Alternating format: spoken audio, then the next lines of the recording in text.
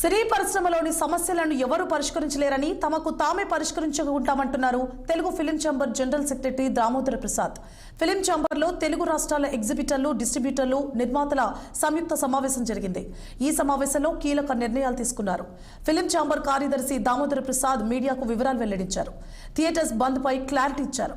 June 1 నుంచి థియేటర్ల బంద్ ఉండదని క్లారిటీ ఇచ్చారు. ఆయన అలాగే 3 సెక్టార్ల నుంచి ఒక కమిటీ వేస్తున్నామని, నిర్ణీత సమయంలోగా తమ సమస్యలను పరిష్కరించుకుంటామని తెలిపారు. ఆయన ఈ నెల 30న ఈసీ సమావేశంలో సమస్యల పరిష్కారానికి కమిటీ వేస్తామన్నారు. థియేటర్ల బంద్ పై ప్రచారాన్ని ఎవ్వరూ నమ్మొద్దని స్పష్టం చేశారు దామోదర్ ప్రసాద్.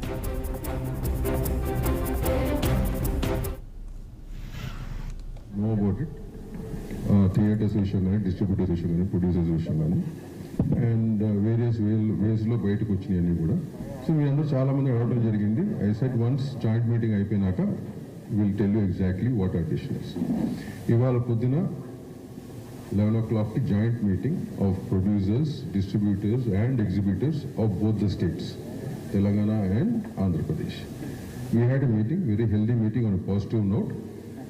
అండ్ ఈ మీటింగ్ సారాంశం ఏంటంటే, ఏదైతే బయటికి రేపు 1వ తారీఖు నుంచో 1వ తారీఖు నుంచి వచ్చింది కదా, అది ఒక రాంగ్ డైరెక్షన్లో వెళ్ళింది.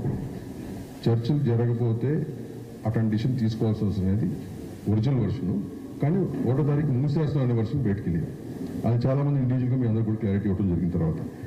సో ఇవాళ ఏంటంటే, అది మూసివేయటం అనేది లేదు. ఆల్ ఆఫ్ అస్ పాజిటివ్ నోట్లు అన్ని సెక్టార్లు వాళ్ళ రిప్రజెంటేషన్ ఇచ్చారు. వాళ్ళు ఏవైతే అనుకుంటున్నారో each sector has given to the chamber. ఈ 30th మాకు ఈసీ మీటింగ్ ఉంది.